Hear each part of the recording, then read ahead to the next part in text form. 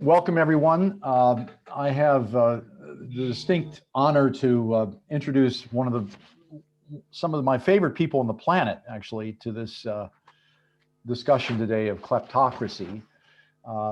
From Appalachia and West Virginia, we have Sarah Chayes. Sarah has a distinguished career as a journalist, as actually an advisor to the Joint Chiefs in Afghanistan. She's written a number of seminal books on corruption in the world, and her latest book is on corruption in the United States, which I've got to say is a terrific read. So welcome to Sarah. Ben Judah and Charles Davidson from the world of the American interest, done so much work in bringing this topic to life over the last few years. And we're looking to them for their guideposts from the latest work they're doing on trying to shut down the global haven industry, partly to get at kleptocracy. And finally, Francis Cagaro is joining us from Nairobi. Francis is an expert on many things, but in the context of West Africa, he's taken a close look at the problems that developing democracies like Kenya are having, not only with corruption domestically, but also with international hacking efforts with their democracies and the efforts by Cambridge Analytica to influence their elections. So he'll be talking a little bit about Kenya as a case study. We position the global haven industry as a sort of the framework for this conversation. That the idea is that there are many different pathologies in the world community that thrive as a result of the shared facilities and the secrecy and the kind of impunity that they enjoy, and the outstanding enablers that they find from international capitals in particular to facilitate their various kinds of misbehavior.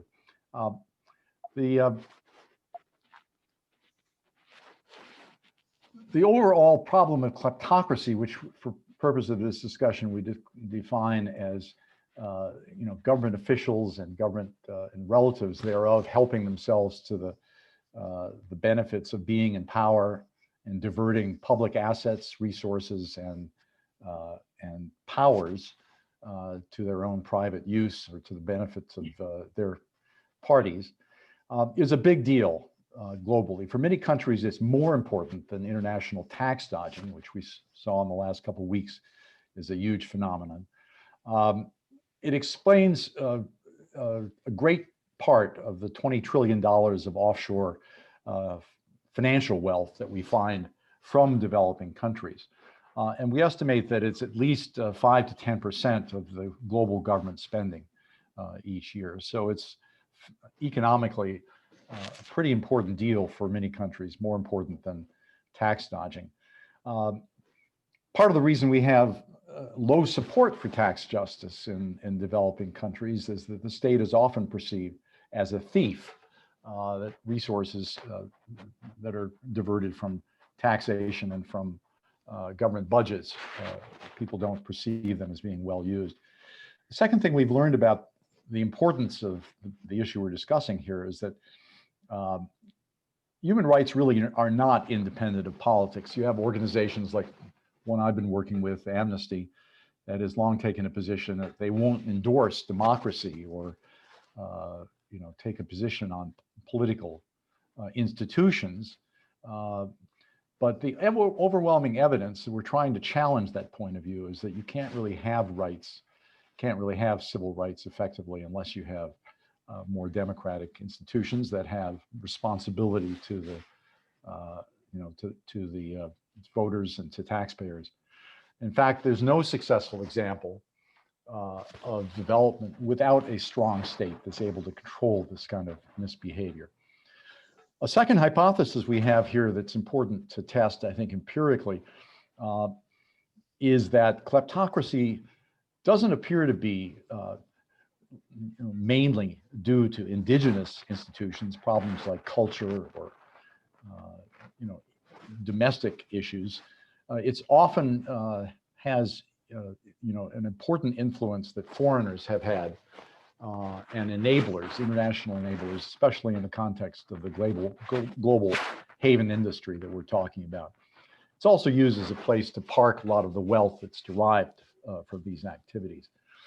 And it also contributes to this phenomenon of manufactured consent, where you have foreign interventions in domestic politics.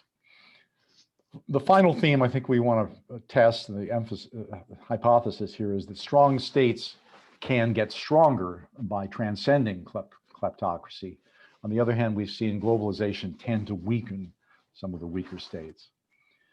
So from an empirical standpoint, when we take a look at the volume of illicit flows and the stocks of offshore flight capital that have been accumulated abroad, there's no question that the largest players in the world are those that have more autocratic institutions. China and Russia dominate the numbers, but also many other countries that we might characterize as less democratic played a big role in these kinds of offshoring of wealth. And we've also seen at the level of individual high net worth individuals a tremendous expansion in the number of influential billionaires who are deriving from places like Russia and China and other places that are hardly democratic, to the point where the developing world as a whole has become a net creditor of the first world as a result of all the more than 20 trillion that it has offshore. Well, I've unfortunately spent a long time getting to know a lot of these folks personally and auditing the debts of countries like Brazil and Argentina and Venezuela. In many cases, I've developed case studies of this. I've got a long presentation here, which I won't bore you with, but I'm just going to go through the highlights of several recent case studies that I've done and working with other journalists around the planet. One involves a great example of what we're talking about here, which is the case of Angola, basically an oil wealth country that is fundamentally enriched a lot of the people who are in power there with the aid of lots of offshore enablers. In the case here, we investigated what happened to about $5 billion of the country's wealth that was given essentially by the previous dictator, Dos Santos, to his son and his business partners to manage in the name of a sovereign wealth fund. And this was just started relatively recently, 2011. All of this wealth was put offshore, and then it turned up that it kind of disappeared into offshore havens, the most important of which was Switzerland. But we were astonished to see leading international accounting firms and law firms like Applebee's, a Bermuda-based firm, oil companies that are partners to Angola, and accounting firms like KPMG basically facilitating this, turning a blind eye to the score. That turns out to be a generic pattern that we find with kleptocracies. In other words, it's very difficult for the domestic elite to be able to operate with impunity if they can't get assistance from the offshore industry. The same thing happened in Equatorial Guinea, another big oil exporter, where a lot of the wealth has been offshore, especially to the United States, facilitated by relationships that that country has with leading US oil companies, as well as many banks.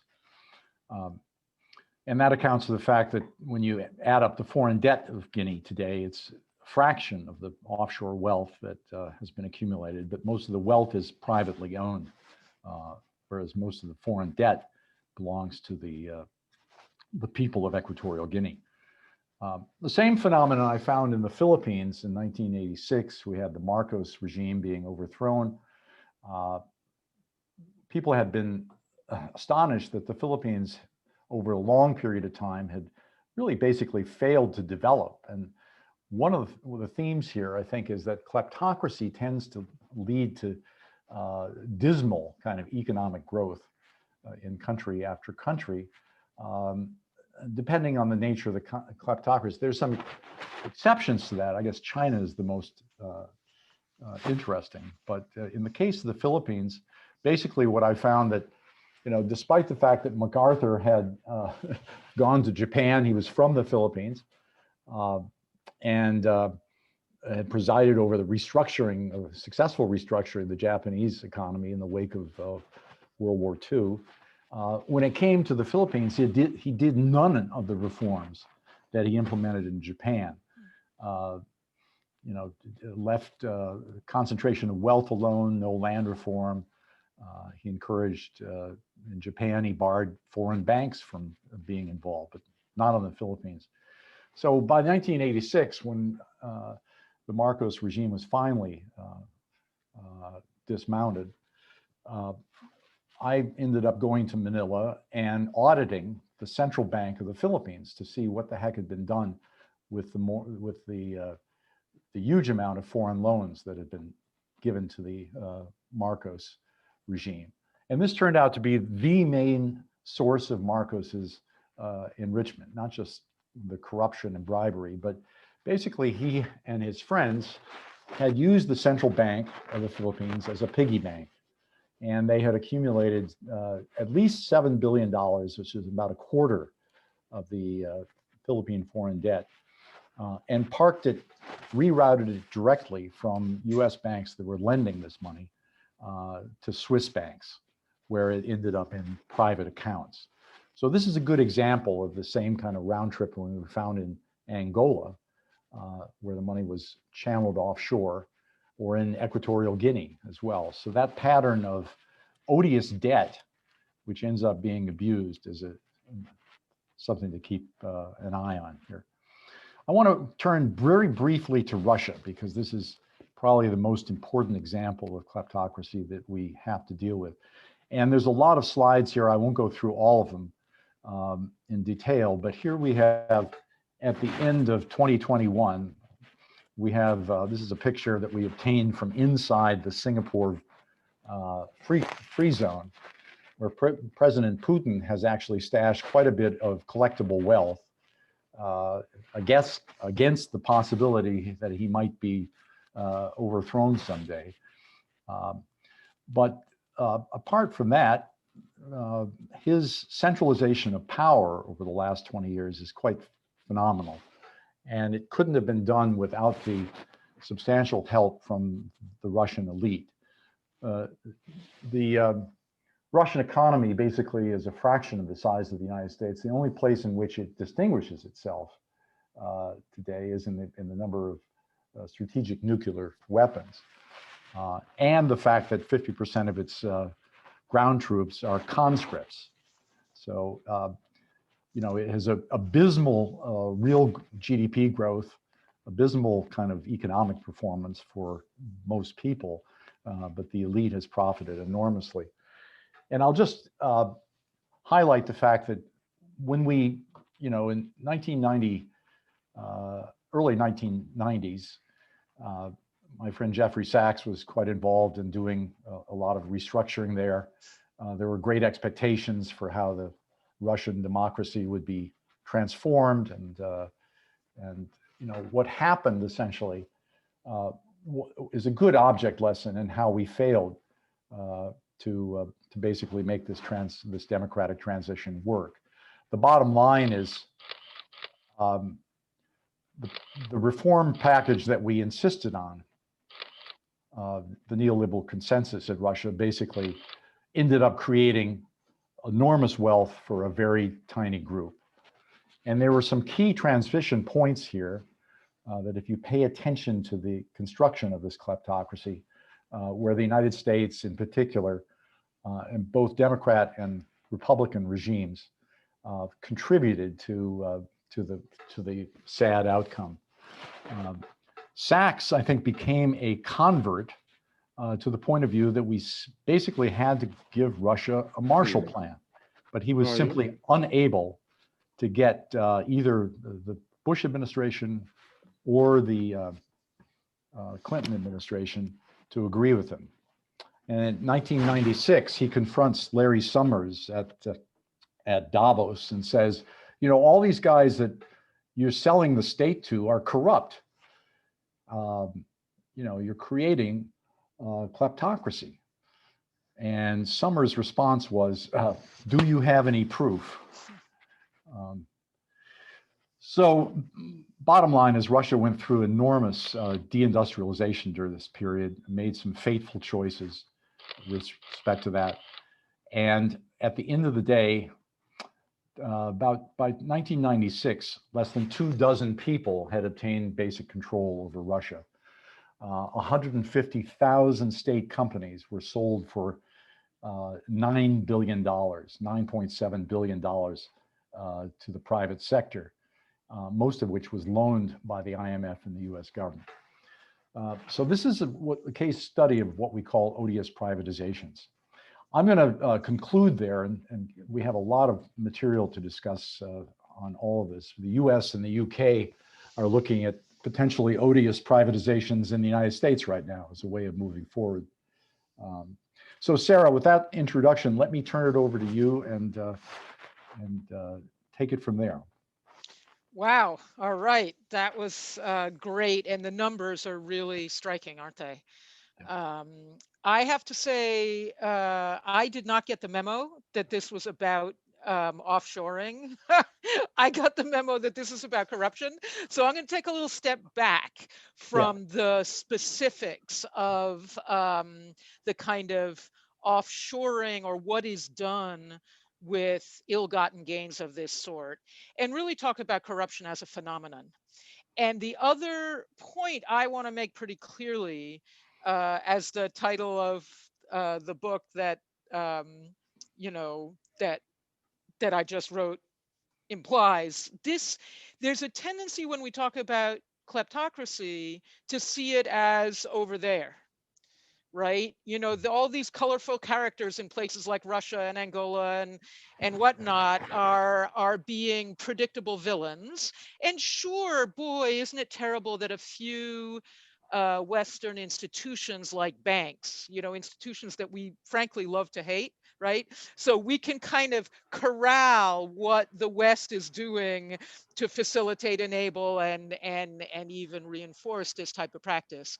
I think that's an overly self gratifying, even that way of understanding the phenomenon. I think we are in a global pandemic of kleptocracy, in which the United States plays an active part, not just in facilitating the kleptocracy of developing countries, but in mirroring it. I mean, in really looking very similar. The patterns that I spent, a decade starting in Afghanistan and looking at, half a dozen countries, the patterns that I found there are replicated almost exactly in the United States. So because we're talking about ill-gotten gains today, let me step even further back and talk about the root of the problem, which is money. I mean, money isn't the root of the problem. It is the social significance that money has taken, particularly since about 1980. So money is in fact no longer a means of exchange, nor a way to obtain, what basically you need for a comfortable and enjoyable life. Money at the top of the income scale or wealth scale has come to be a yardstick. It's how people measure whether they're winning. And the problem with that means that there's no such thing as enough. If you're not acquiring money in order to get something, but rather I need to compete with Jim over how many zeros I can get in my bank account, then there's no stopping us, because I add a zero and then he's going to add a zero and then Charles is going to come in with two more of his, and then Francis is going to beat us all. I mean, so it sounds like the Hamptons. Yeah, and the story of Midas, right? Everything he touches turns to gold. And what's incredible is that in the United States, we now think of the Midas touch as a positive. In the myth Midas realized within about 37 seconds that everything of value in his life was going to turn into metal if he didn't get rid of this damn Midas touch. What's fascinating is that Midas existed. He lived in a place called Phrygia, which is in Anatolia, across the Aegean from Greece, just about where and when money was created, was invented. So the myth of Midas is actually a myth about that revolution in the storage of value that allows for this race with no finish line. And what I want to make clear is I'm not talking about wealth. I mean, I'm not talking about a comfortable living. I'm talking about Jim's slide, those billionaires. That's different. Those are the enemies at home and abroad. So the corruption whose effects or whose gains Jim was tracking for you is in fact the operating system of networks. The problem in how we often think about corruption is because of the do you have proof? That question. Journalists and investigators who focus on corruption are forced to drill down into specific scandals. And so that gives the unintended impression that corruption is the isolated actions of individual venal people with a couple of cronies or whatever. But that's not how it works. In fact, it's the operating system of a sophisticated network, even in countries that some development practitioners call failed or failing, right? Well, the governments may be failing as governments, but they're run by unbelievably sophisticated networks that are succeeding in their objective, which is maximizing wealth for their members.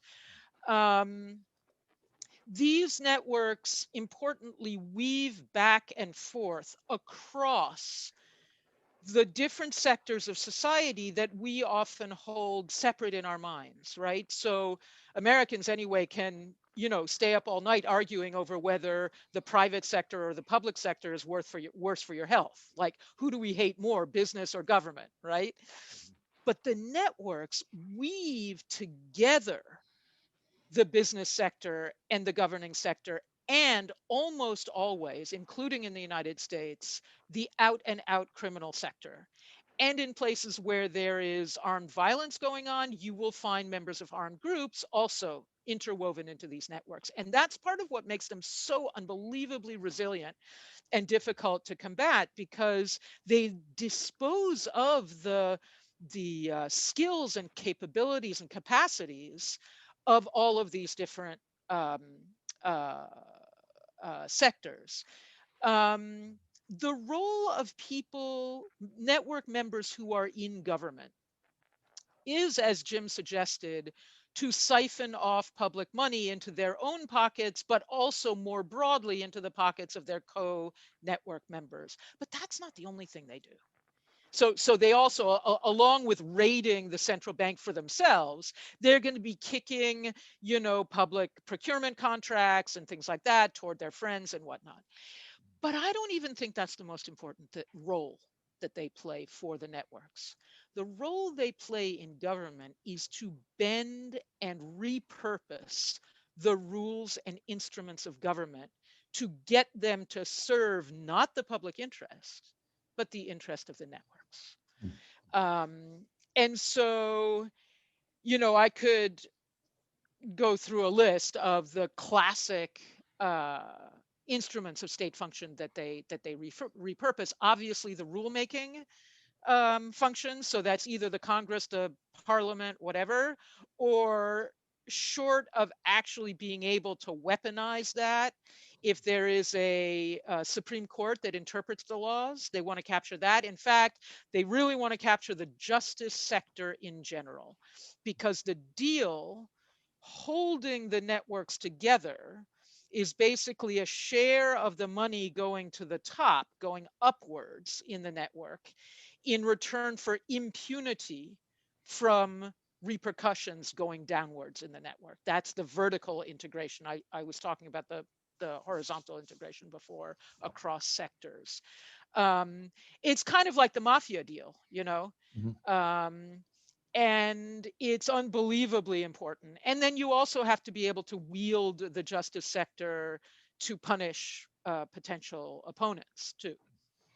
Is there an Egyptian in the class? Doesn't look. Close. No, no. Because an interesting example is Sisi, who Hmm. was in fact not able to entirely weaponize the justice, particularly the judiciary in Egypt. So what did he do? He got laws passed that reduced the jurisdiction of civilian courts and started diverting a much larger proportion of legal cases to the military courts, which he could control. Hmm. Militaries in kleptocracies are typically looted, which is the case in the United States, where we have ridiculously overpriced materiel and contractors that are now taking up $7 billion a year of the U.S. Federal budget. That's basically a transfer of public money to the network through the military contracting industry. Um, Regulatory. So then the instruments of state function that aren't captured and weaponized, can't be captured and weaponized, are often disabled. And the CC example shows that, in fact, how the courts were just kind of left high and dry. Regulatory agencies are crippled. You send people to, you know, from the Department of Interior, you send them off to, you know, Colorado, or you send anti-corruption prosecutors in Afghanistan to Paktika province, which is crawling with Taliban. And you reduce their salaries, by the way, from $1,000 a month to $200 a month. And another important thing, so that's kind of how these institutions of state of government can be reworked so that they serve the purposes of the network. Um,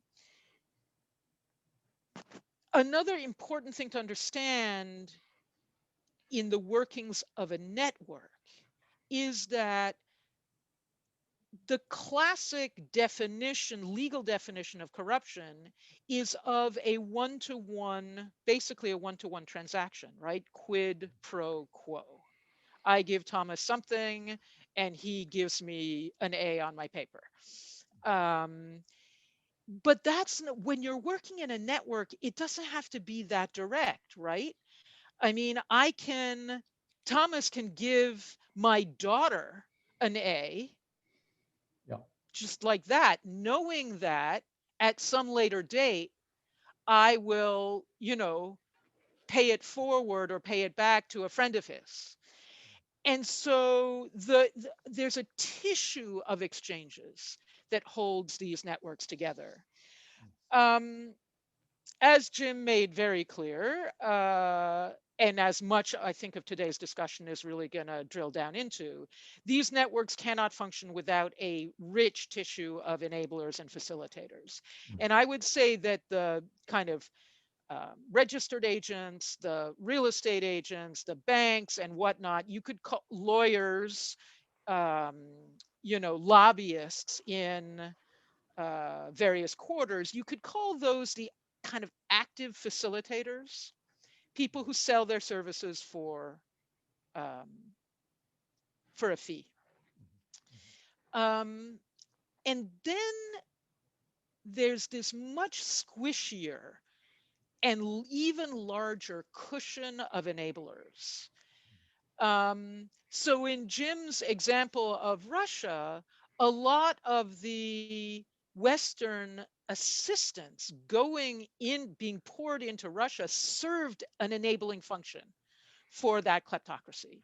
So you have to look at, you know, when you're looking at the developing world, you have to look at development assistance, EU grants to the kind of peripheral, EU peripheral countries, Development financing is a huge one. Kleptocratic networks are incredibly adept at capturing revenue streams, and these are some of the big ones.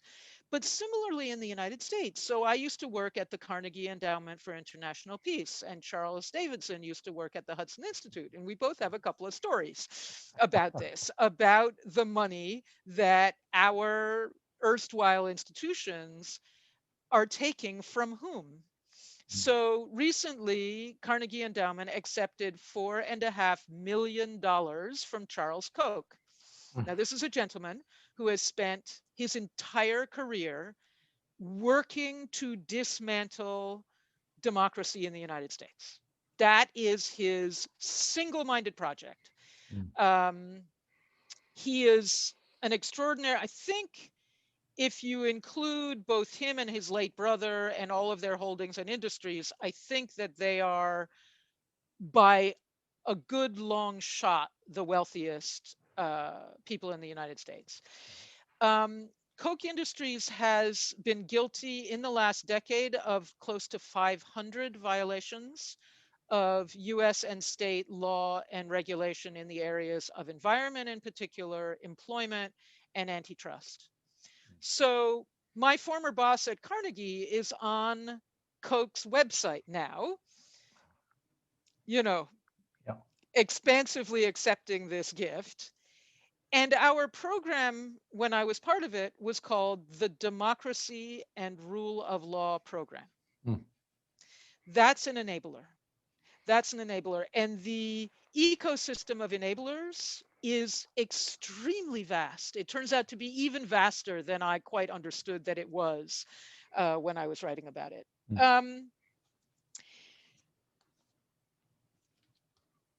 Tactics, as we think about how to combat some of this stuff, we need to be aware that kleptocratic networks don't take challenge laying down. So a couple of obvious tactics that they use. One, as I just suggested, is injecting the money drug. If you can just, give the first dose for free, your victim is hooked, right? And disabled. So that's a very powerful counter move. Secrecy and obfuscation is a very, very important one. But I think the most important one that I saw in looking at reactions to anti-corruption insurrections around the world, including in the United States, has been playing on identity divides, right? The way that we, the people, can rein in this incredibly effective and resilient coalition or network of wealth maximizers is by uniting across our divides the way the networks have united across the divides. But we have a hard time doing that. And so I think that's the most important one, but I want to add just one other very important one. Kleptocratic networks, you guys know, I keep using mythology, right? Mythology tells us a lot. You know the myth of the Hydra? This creature, again, a Greek myth of the Hydra, this creature who lived in a swamp. Every time you cut off one head, two more grow. So that is how these networks work. And if you look at some of the very powerful anti-corruption uprisings around the world of late, Guatemala is a great example. Chop off a head, another one sprouts. Egypt is another horrifying example, right? You basically got a worse version of the Hydra. And so too often I have to say those who would combat kleptocratic practices tend to personify this problem with one, and we're back to the one individual problem. We think of it as being incarnated by one individual at the top, and if we can just topple that, well, democracy will burst out, and that's not, in fact, how it works. The last point I want to make before just turning for a second to possible remedies is that writing on corruption in America, I looked back at the last time the world was in the grip this consistently across, across countries of transnational networked corruption Mhm. was in the period from about 1870 until about 1935. If you will, the Gilded Age writ a little bit large. There were some really so one terrifying realization I made is that the situation was the same. If you just take the industrialized world, the German Empire, the French Republic, the English constitutional monarchy, the American Federal Republic, the same kleptocratic conditions, not only regardless of political party, but regardless of political system. There is no political system that is inherently immune to this type of capture. It has to be designed to prevent it. The rules, the regulations, the incentive structures have to be tailor-made to prevent this. There was some unbelievable resistance movements at that time. I mean, that put all of us to shame. There were labor movements. There were, very creative political movements, many of which got a bad name, but that were really thinking about how can we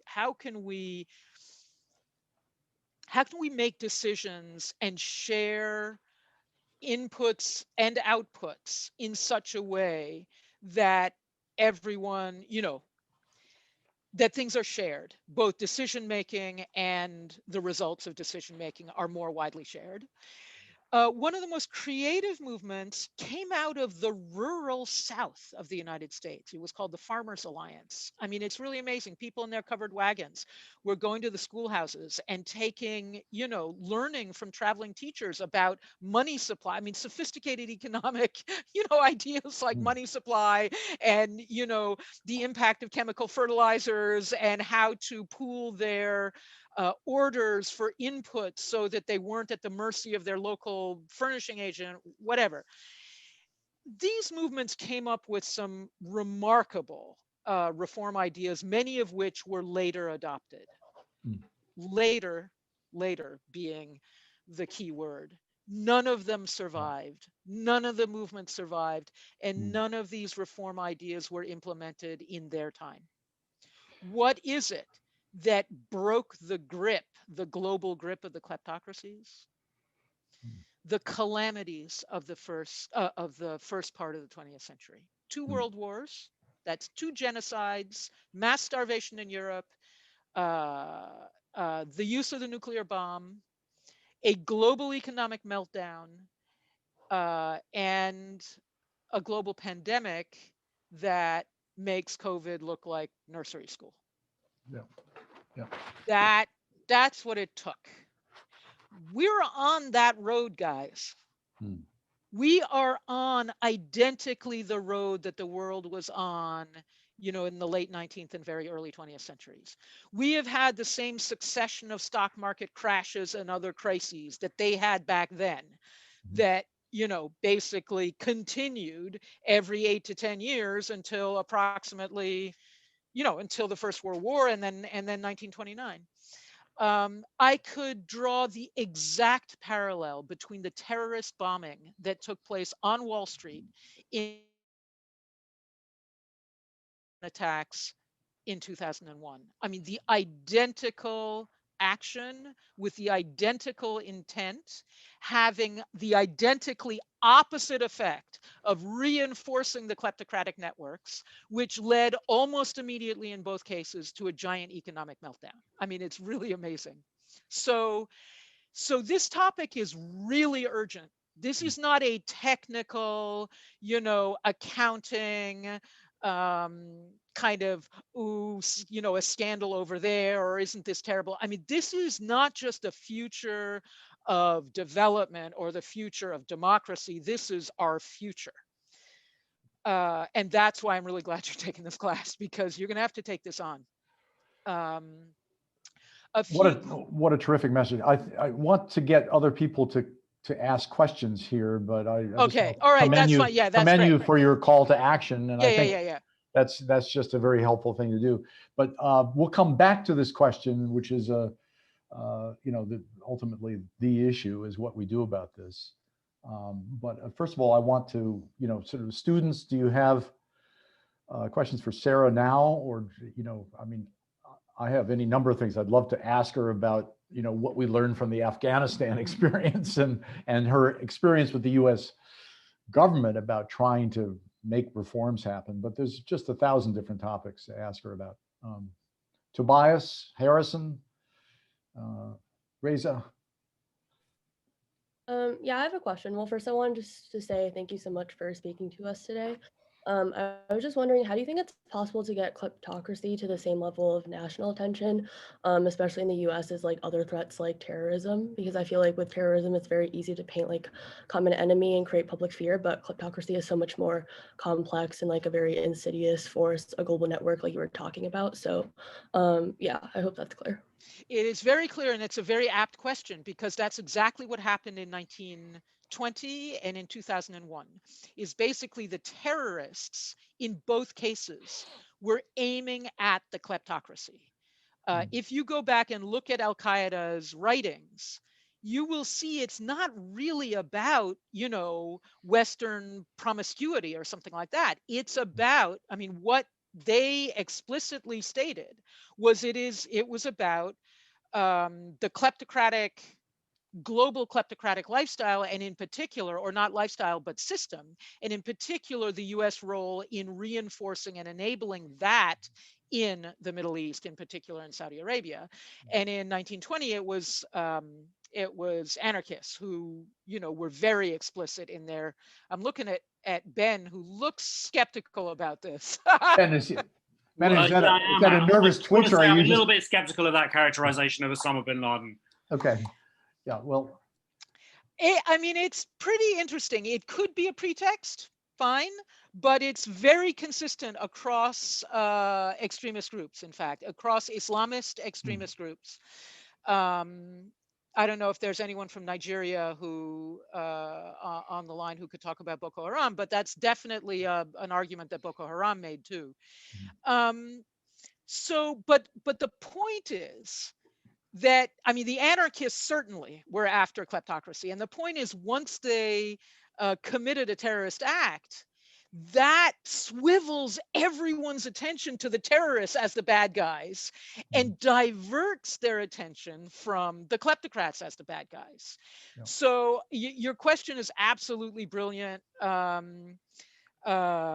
absolutely brilliantly phrased. And what I would say is, there is actually a lot of attention now on corruption, if not on global kleptocracy and the strategic use of it by countries like Russia and China. That's starting to be better understood, I think, in the last 5 years, maybe, but certainly about corruption at home. The problem is that I think, frankly, there is a split between the regular folks who kind of understand that most of our governments and businesses are on the take, and elites who are largely part of that enabling cushion that I mentioned, and who therefore are a little bit torn. They're not they're ambivalent. They're ambivalent. And so if you look at, I'm speaking to you from West Virginia. Joe Manchin is against, the fight for $15 minimum wage. And the argument is made, because West Virginians vote for Trump. I'm like, I don't know any of my neighbors who oppose a $15 minimum wage. That it's not about how people vote. It's about, Joe Manchin and his businesses, and which businesses give him campaign contributions. So I would say that the only way to raise the importance of kleptocracy as a policy issue is to join forces across the divides and to show how it is screwing all of us. Let me turn this. That's a great point to invite Ben and Charles to jump in here, because I can tell they're champing at the bit. Oh, yes. We don't necessarily agree with everything Sarah said, but it's an outstanding, provocative presentation. I think we can Well, agree on that. And the we're importance of chomping- networks. Yeah. We're chomping at the bit, and we're also big fans of Sarah's. Yeah, exactly. And All right. her book on corruption in America is really quite extraordinary.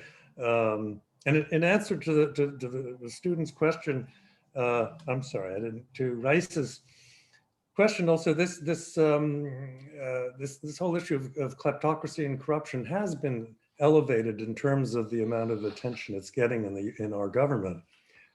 Tremendously so, and I think Ben will get into that a little bit later.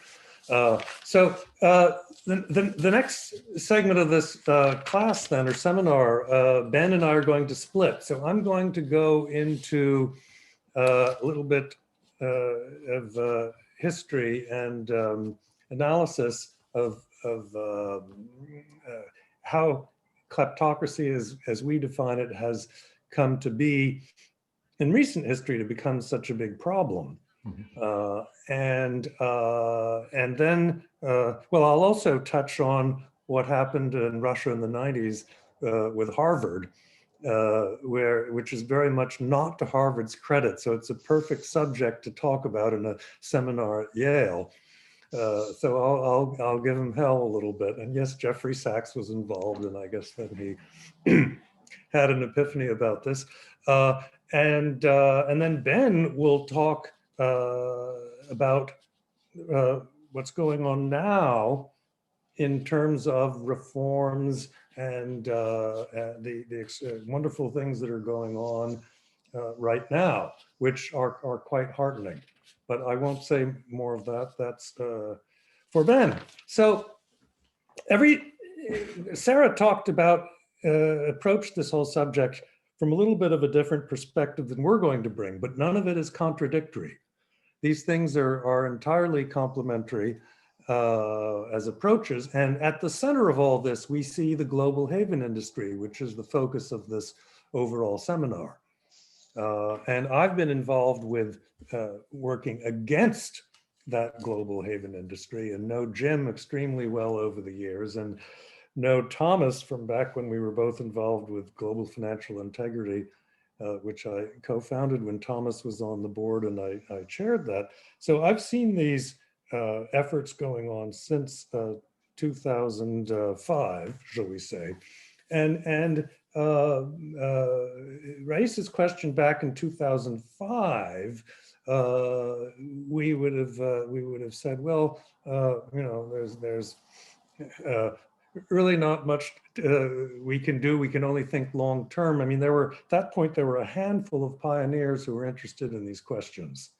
And now, as you'll hear from Ben, this has become somewhat mainstream. So we've seen a big transformation in terms of how this global haven industry and its effect, kleptocracy, the sorts of stuff that Sarah was talking about more broadly, a big shift in terms of the public awareness that's been brought to this. And Jim has played a leading role in this, for that matter, with his estimates of the total amount of money that's held within this global haven industry. One can't overemphasize the importance of that. Empirical truths matter.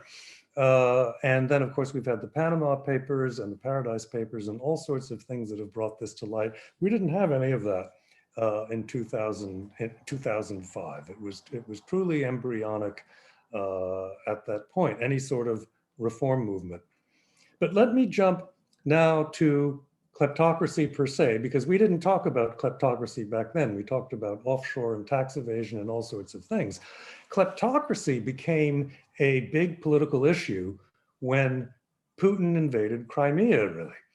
And it was then that I founded the Kleptocracy Initiative at Hudson Institute and met Ben Judah soon thereafter, who came and joined in this effort and wrote or co-authored many of the reports that we put out.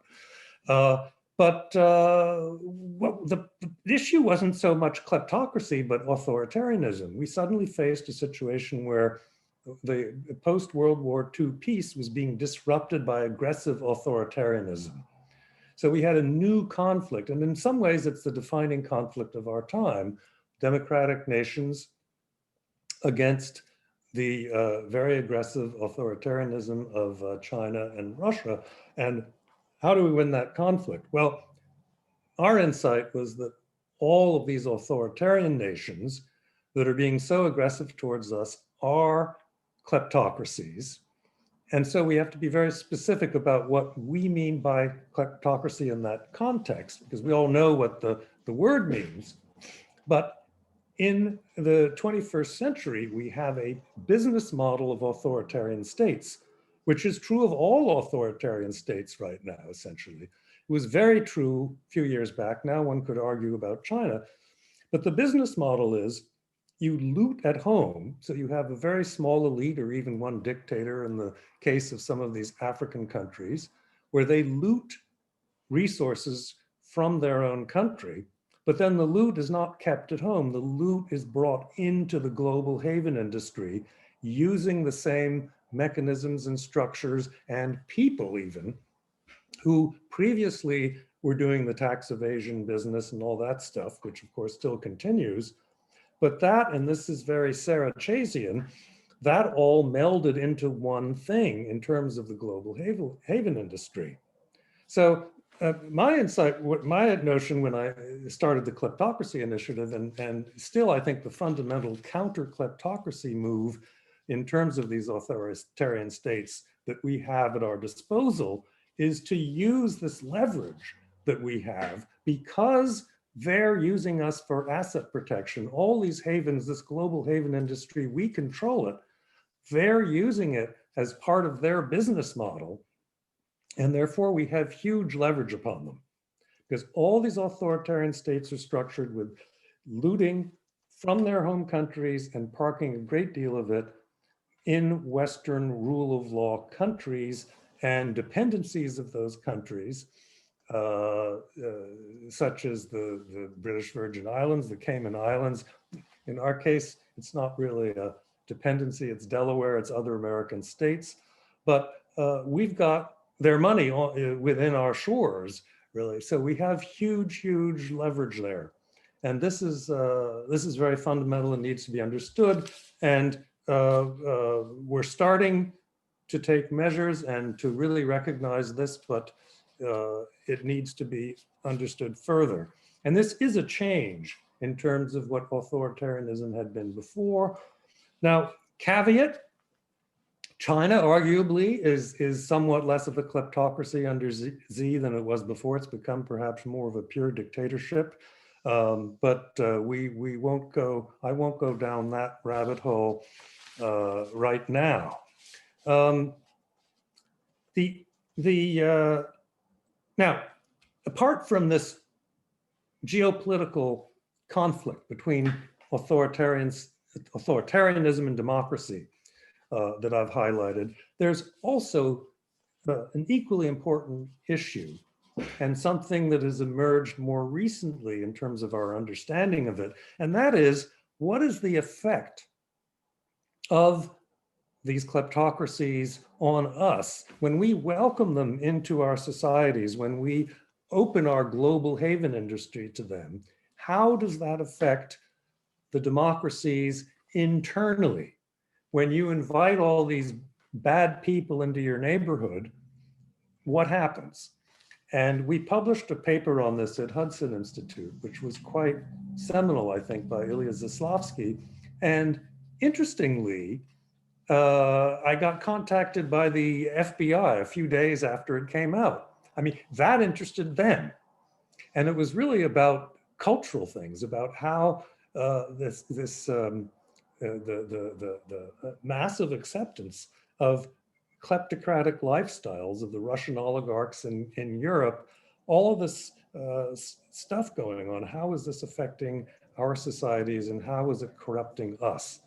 And there isn't time to go into a lot of detail about this, but that's a very, very interesting area. And I was just this morning on an NED, National Endowment for Democracy seminar that was going into this question. They're very interested in it.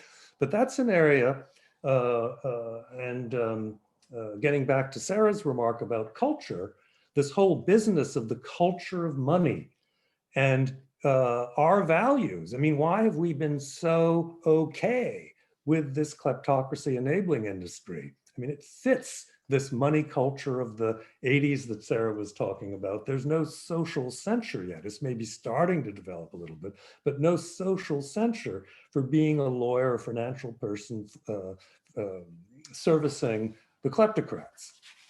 So, as more attention comes to this, as we realize the threat, that may change. I think it's starting to change in some ways. So getting back to Russia in the 90s, that's actually, and for the purposes of this seminar, I think it's a very interesting case study. Jim knows quite a bit about it.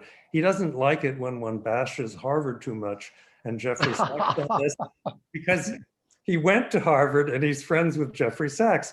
But the fact of the matter, and a lot of work has been done on this, including by our friend, the remarkable anthropologist Janine Waddell, whom some of us know.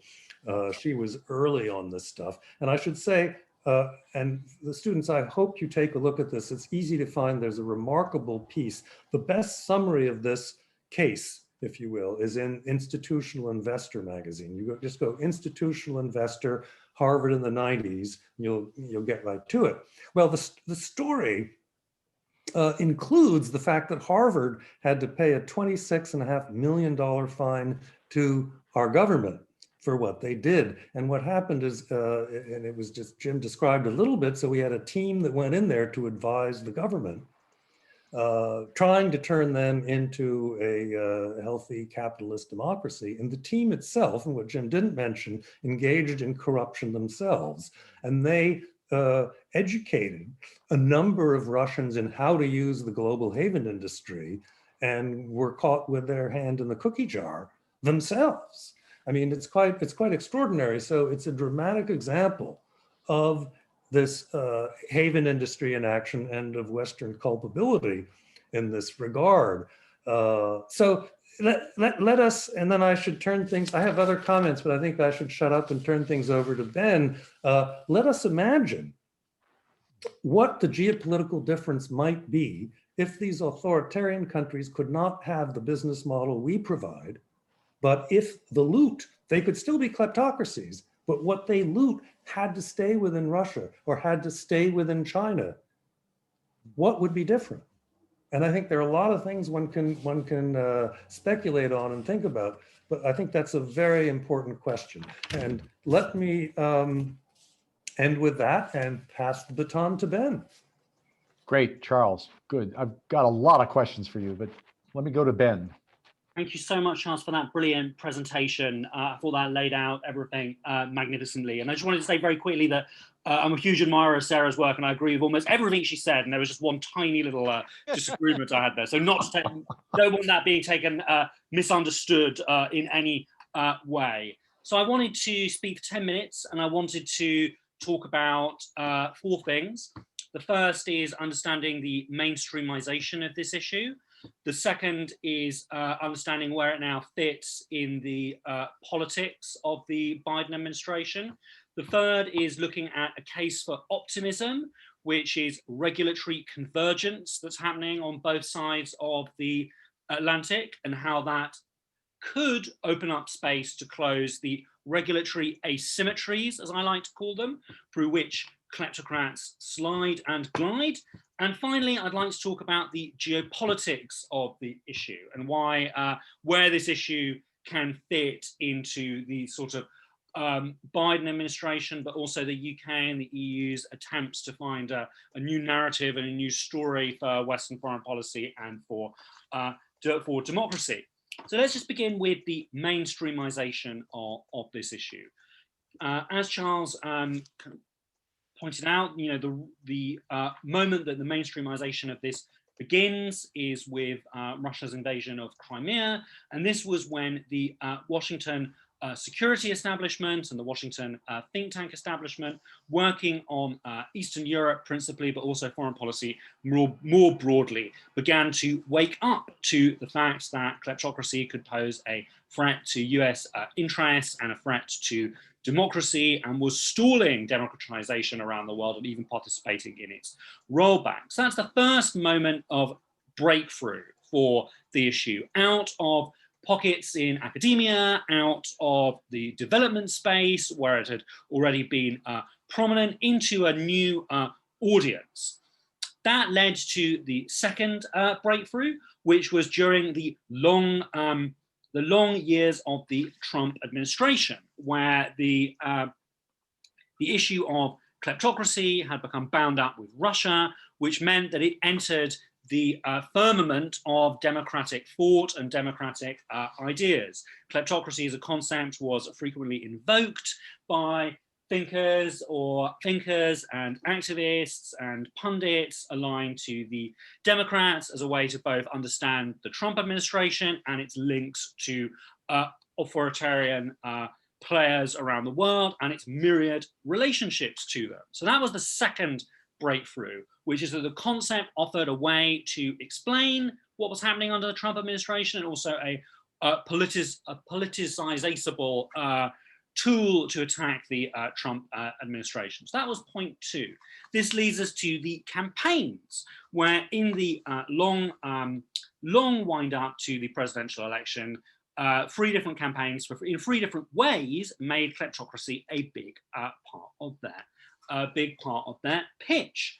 The first, and let's begin with the first, was the Warren campaign. The Warren campaign did a lot of, as part of its generalized review of modern capitalism, finding ways to make that more socially just and more manageable, did a lot of work on domestic corruption, international corruption, the link between the two, and the threat of global kleptocracy. The Bernie campaign similarly did a lot of work on this issue, raising it as a major concern of the left in the primaries, and skillfully linked the issue of global kleptocracy to the issue of domestic inequality in the United States. And finally, the Biden campaign made a lot of rhetorical commitments to ending aspects of global kleptocracy when it intersected with the concerns of the foreign policy establishment, namely anonymous shell companies and specific things to do with money laundering that have been abused by Putin. All of that is taking place in a context in which Democrats have been socialized through the concept of kleptocracy. And a good way to see the idea, to kind of measure the idea's breakthrough, would be to track its use in the Atlantic magazine in the pre-Trump era and the post-Trump era. So we see an absolute explosion of the use of the word kleptocracy. So that is how the issue became mainstream amongst Democrats in Washington, of several stripes: the security stripe, the progressive stripe, and also it became an issue identified with the Biden campaign. Not too strongly, but nevertheless, it was somewhat identified with the campaign. So this brings us to the current moment. So what are the causes for optimism that present us right now? Well, the first cause for optimism for me is that over the last few years, in different ways and for different reasons, the issue has been becoming more prominent both in the UK and in the EU. You know, this was a major point of discussion in Britain over the last few years as various scandals linked to Russian kleptocracy in London were unveiled. It's been a major point of discussion in the EU and was an issue widely debated following the last European parliamentary elections due to threats of foreign kleptocratic interference in that vote. And against this background, there have been major money laundering scandals in the UK and in the EU, which has seen the beginnings of a regulatory convergence. We've seen the UK begin to clamp down on its global lily pad empire of former colonial scraps that exist as quite prominent international players in the offshore industry and in the corruption services industry. These are the British Virgin Islands, the Cayman Islands, Gibraltar, the Isle of Man, and so on and so forth. They have two different constitutional setups, overseas territories and crown dependencies, but both of them have, over the last few years, begun to be brought under elements of legal supervision by London as far as beneficial ownership is concerned. Beneficial ownership, of course, is creating registers to show who owns companies. So that's been a positive breakthrough in the UK. In the European Union, there's been the latest draft of the Anti-Money Laundering Directive. Again, positive step, making sure that all European member states are mandated to have a beneficial ownership registry. So you can't, when this is fully implemented, you will not be able to hide ownership of a company or an asset in any EU member state, and there are 27 of them. So what are the reasons for optimism on this side of the Atlantic? As I'm sure you all noticed with the National Defence Appropriation Act, the NDAA, there was a key piece of anti-corruption legislation that was packaged into that, again containing incipient beneficial ownership legislation. So on this issue of transparency, there is an element of convergence going on both sides of the Atlantic. Why is regulatory convergence so important? Regulatory convergence is so important because regulatory asymmetry is what kleptocrats slip through. Just to explain that simply, when you have a financial system, it's got many different components of it, many different jurisdictions, many different kinds of businesses, many different kinds of legal supervisory regimes, and the point which is most at threat is your weakest link. Your weakest link can be your entry point. We've seen that in the European Union, where in the Danske Bank scandal, where the weak supervisory regimes in the Baltics became the entry point for a vast flood of Russian illicit cash through a Danish bank, and then the money entered into the financial system of the EU. We've seen that in the UK, where the weakly regulated real estate sector became an entry point for illicit finance. And we see that in the United States, where we have many kinds of industries which are not fully regulated as far as this is concerned. It's considered by experts that only really the blue chip banks are under a sort of meaningful anti-money laundering regime with teeth. So these regulatory asymmetries between countries, on both sides of the Atlantic, and between industries are what kleptocrats manage to slip and swim through. So the current moment, I believe, could, with the right degree of pressure, the right degree of activism, the right degree of sort of cooperation with governments on both sides of the Atlantic, be one that could potentially further this regulatory convergence. And I'd like to just sort of close with a few ideas about how that could happen. There is we had a series of summits this year which offer us a potential pathway to get a global kleptocracy initiative off the ground. We have the G7, which is going to be a big moment for the Western Alliance, because of course the last G7 did not take place due to President Trump's incompetence and otherwise.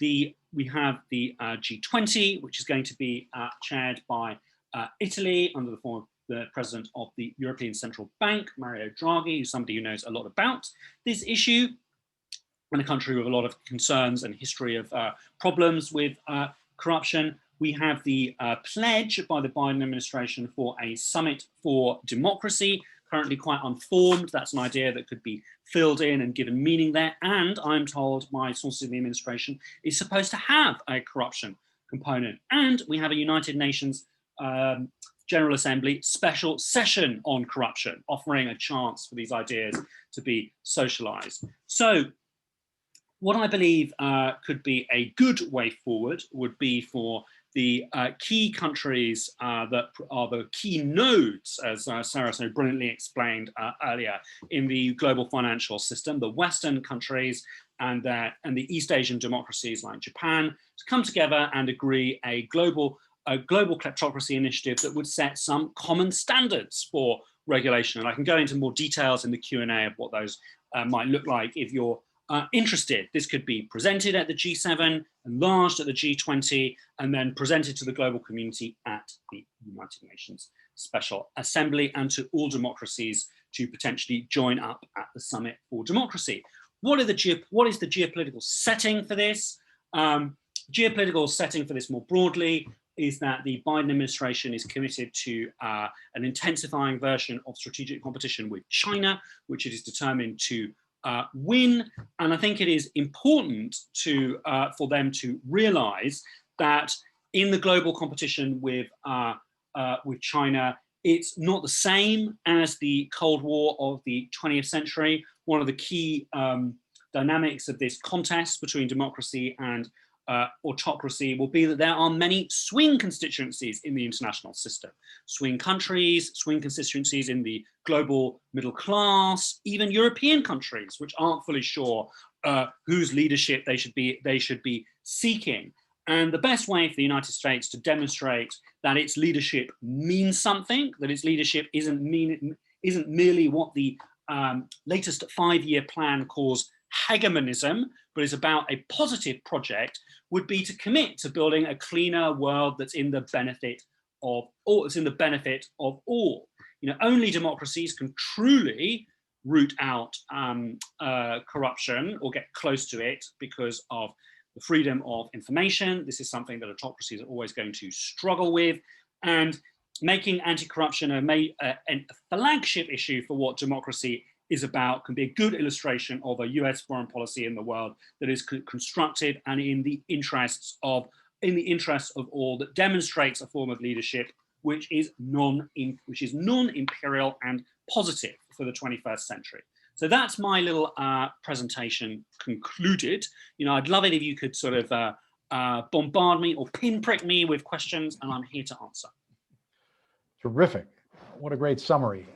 Thank you. I guess we call you Dr. Pangloss, you know, but it is optimistic and upbeat. There are certainly a lot of developments on that front. Any questions specifically for Ben or for Charles from our students at this point? Harrison, you look. Yeah, I have a question. I totally understand how regulatory change needs to happen, and it would definitely be the first question, I guess, is with regard to, I don't know, the most important industries, like what are the key regulatory sort of flagship changes that need to happen? But like, surely regulatory change is predicated on like there not being corruption within the regulator. So, you know, there's some sort of like mismatch there, right? How does that sort of get solved? Like, what do we do if in the case of developing economies, for instance, if the regulator is already corrupt, is already captured? Like, who is responsible on like a global level for trying to resolve that? Great. Well, I'd love to have a chance to kind of answer that. So, you know, one of the points that's come through in my research is that there's really a very limited amount that we can do when a state succumbs to state capture from kleptocratic forces from within. But what we can do is manage the financial relationships that state has with our own Western financial system. You know, in the contemporary world economy, we still exist in a moment where the financial system is under the hegemonic regulatory direction of democratic powers. And the democracies have a structural advantage in managing that and in controlling that, and can play a determinant factor in what kind of money can come in and out, and what kind of money can be inspected or not. So we can't stop, short of means which are not in our strategic interests and probably are not ethical, in my opinion, stop a country succumbing to kleptocratic capture through any form of invasion or something like that. But what we can do is stop a kleptocratic elite once it takes over a country, infecting other parts of that system, or using the global financial system to convert corruption at home into new sources of power and authority through money laundering. This comes back to a point that Charles made earlier, which is about the nature of elites and their relationship to wealth, and the growing problem of offshore elites. Now, everyone looks back at kind of these classical narratives like Charles Tilly and so on of state formation and democratization in Western countries. A lot of this takes place because elites have to democratize, have to govern better, because otherwise they'll lose their wealth from peasants' revolts or from revolutions or from class conflict. If a elite can simply opt out of that process by putting its money elsewhere, it doesn't need to secure its gains by governing well for the long run. So preventing that kind of corruption and global capital flight can hopefully push us back towards that Tillian system. So in answer to the second part of your question, what do we do if the regulators are themselves corrupt? Well, we have to kind of, in our own societies, we have to fight in order for that not to happen. There's no way around that apart from journalism, activism, and sort of mobilizing for political change. And that was one of the very frightening and concerning things about the Trump administration. And there are many things to be concerned about in the UK now about regulators not being fit for purpose. So, what are the key pillars that are regulatory pillars that we need to agree on? I'm just going to quickly go through these, and I'm available to talk in much more detail about any of them. Number one, we need to agree a common set of anti-money laundering and anti-corruption standards that surpass international best practices. These could include suspicious transactions requirements to cover currently uncovered or inconsistently covered entities, such as investment advisors, real estate brokers, legal professionals. It could include the establishment of national cross-border payment databases, verification mechanisms for data and beneficial ownership registries, the development of shared principles on regulation of political lobbying on behalf of foreign entities.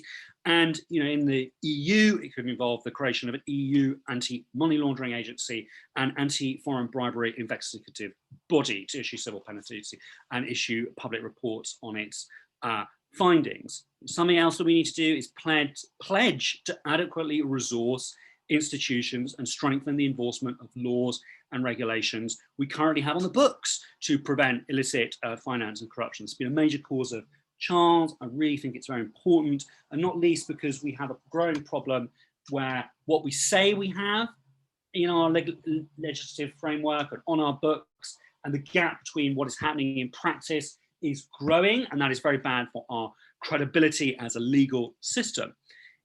One thing we need to do, and this actually could prove very difficult, but it needs to be done, is automate and reduce barriers to information exchange relating to suspicious transactions. You currently, due to kind of privacy laws, GDPR in the EU, and many other legal barriers, it's quite hard for law enforcement in Miami to request information on a suspicious transaction report in London or in Paris. We need to develop a mechanism where that information can be processed more seamlessly. Other things we need to do include, increase access to the Foreign Account Tax Compliance Act and the CRS regime. And we need to ensure that corruption-related financial crimes are not deprioritized relative to terrorism and narcotics in domestic agendas. We can also align foreign investment screening standards to cover kleptocracy, and we can provide whistleblower protections and incentives in cross-border corruption cases to help our legal system. Finally, we can elevate the role of anti-corruption within national security and strategic planning documents and in intelligence collection, making sure that that as a result, it's properly resourced, and coming back to what I said earlier, coordinate an international anti-corruption agenda at global forums. So those are just some of the ideas. There are many more that I'm going into in more detail. Great. Sarah, do you want to comment on this rather ambitious agenda, the full plate of policy? You're silent. You're still muted. I just briefly open the aperture again to just say to everyone, think also about reforms that aren't exclusively focused on money flows. Mm-hmm. So, very strong agreement with Ben on more resources to address this type of criminality. We in the United States are in the middle of a debate or discussion about reforming the criminal justice system, and there's a lot of pressure to reduce sentences on nonviolent crimes. Not all nonviolent crimes are not dangerous. These nonviolent crimes are extremely dangerous. They need more enforcement, stiffer sentences, not lighter ones. Yep. But also just things like conflict of interest, revolving door, nepotism, those types of rules also. And most importantly, in all of our countries, money in politics. And so I think Harrison's question was directed a little bit more about, if I understand you correctly, Harrison, it was a little bit more directed at fighting kleptocracy at home, right? Wherever home might be. And that is, a much, much more difficult problem than, the closing off of some of these financial havens. Charles, did you have any comments about? No, I think that's been well covered. I mean, the question of when the police are corrupt, what do you do? I mean, police forces have internal affairs departments and all of that. So I think Ben's answer is really the right one. In a country that does have that problem, we have to deal with it via outside pressure, and I think he answered that very well. And key to this, and one thing one can't emphasize enough in all of this is the dominant role of the dollar and of the US financial system. If we didn't have that, we'd be talking in very different terms.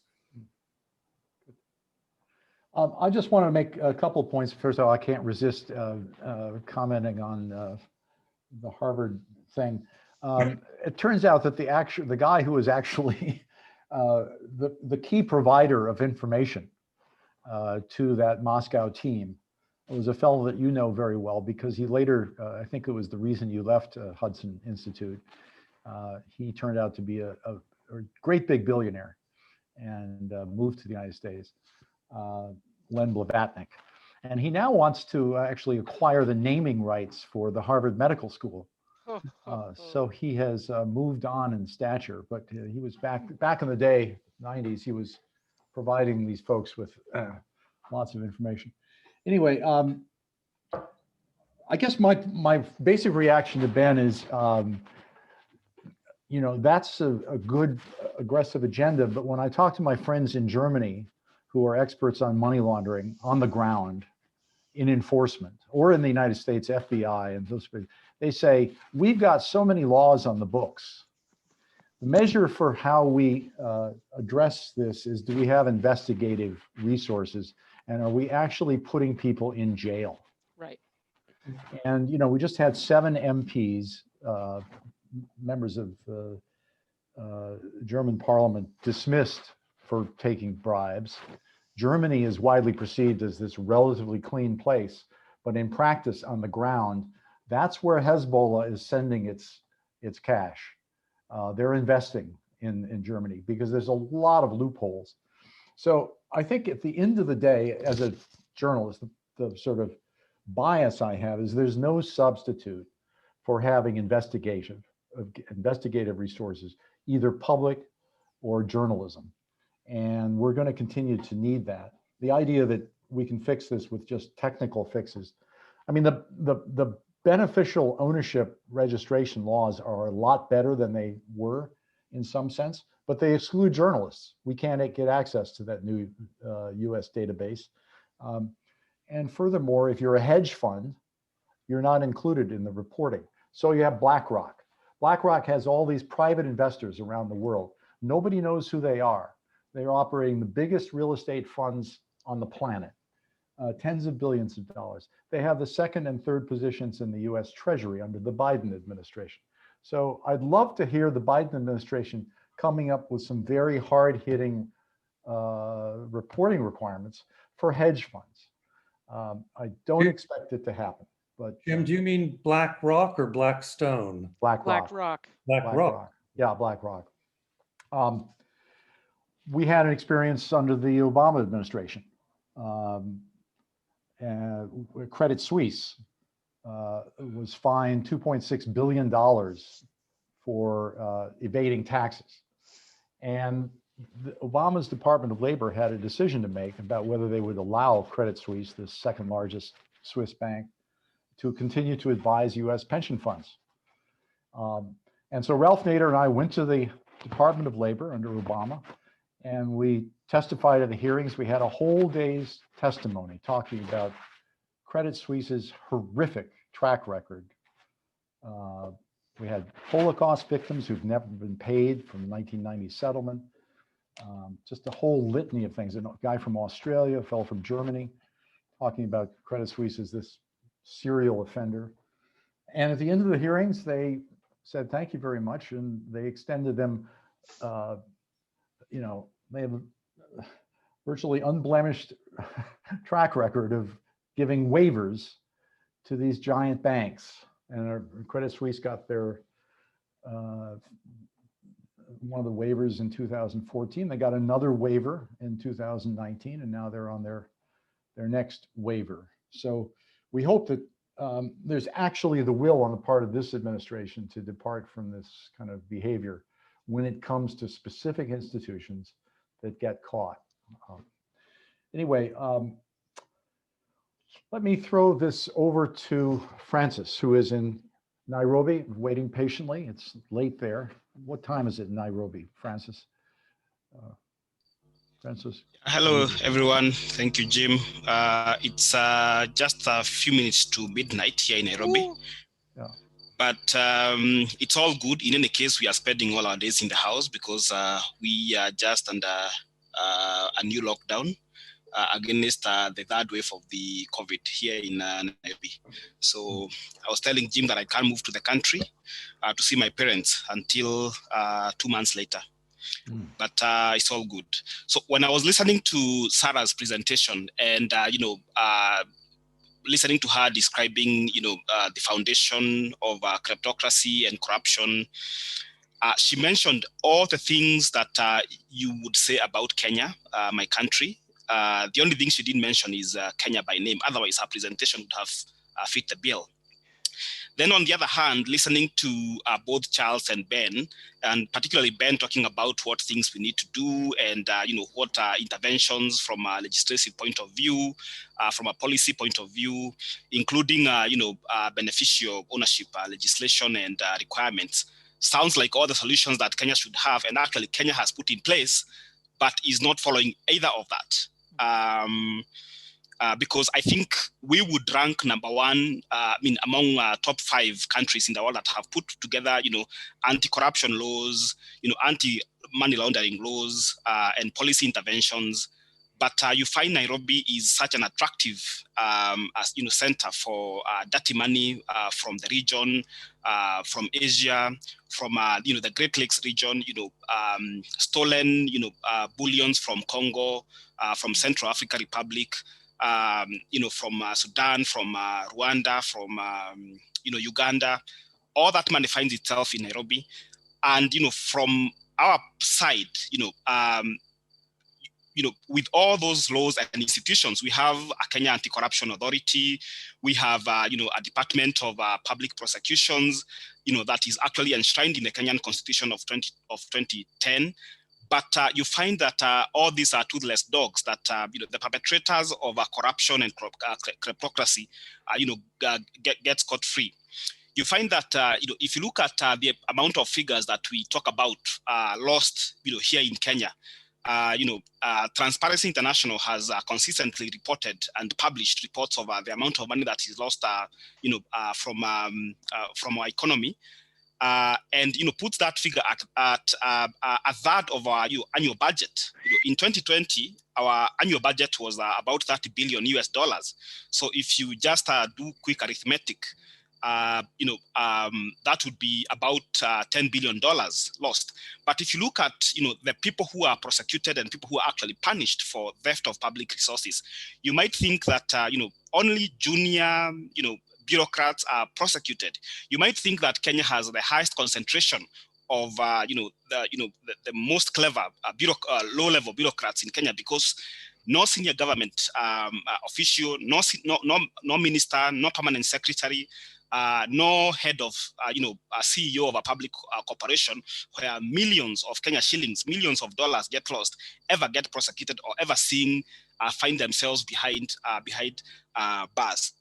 But before I talk more about that, when you look at and even before I talk about the global haven industry and the arteries that feed it from my side of the global south, and particularly from Kenya, it would be good to look at the construct of corruption and kleptocracy in Kenya. I know I had said I have a presentation, but I'm going by the precedents set by Sarah, Charles, and Ben. I'll also not make a presentation, but I'll just speak through the points of what I wanted to discuss tonight. And kleptocracy in Kenya, would take two forms. Number one is what I've just described, the wanton theft of public resources through flaunting of public procurement laws, which has found us in a situation where we lose 30% of our annual budget. The second shape would be that of state capture, where a small cabal of politically correct or people who are connected to the powers that be, take complete charge or complete control over certain sectors of the economy here in Kenya. And that is actually more worrisome than the theft of the annual budget, because you'll find that in my presentation, I know Jim is going to circulate my presentation. There was a study that was done by Oxfam in 2018 and showed that we have a less than 0.01% of Kenyans who control more than 40% of all the assets available in the country. So that would be less than 50,000 people who control complete sectors of the economy. And they do this, and if I may give an example, the family of the current president of the Republic of Kenya, who happens to be the son of the founding president of the Republic of Kenya, they control, they control the mining sector, they control, they control like the dairy sector in Kenya, they control the financial services in Kenya through the ownership of the largest commercial bank in East and Central Africa. And how they do this is that they use state machinery, they use the criminal justice system and state apparatus to drive out competitors. Like if you look at the history of how they have come to own the largest bank in East and Central Africa, is through acquisitions which did not meet the threshold that is required by the Competition Authority, which is the body that discusses or determines the merits of mergers and acquisition. If you look at the dairy industry, it's also the same thing. Over the last 5 years, the same family has acquired smaller competitors, and today they own the largest dairy processing plant in East and Central Africa, so to speak. And what they do is that they control the whole dairy sector in Kenya. And by so doing is that they buy milk from smallholder farmers at very low farm gate prices, and then sell this milk in supermarkets at at very high prices. So you find that they are making margins between the farm gate price and what we buy milk at the supermarket is actually more than 150% markup. So this is complete enclosure. And in my presentation, I had wanted to discuss where this comes from, where you find a small cabal of privileged elite who almost control complete sectors of the economy. And this is inspired from colonialism.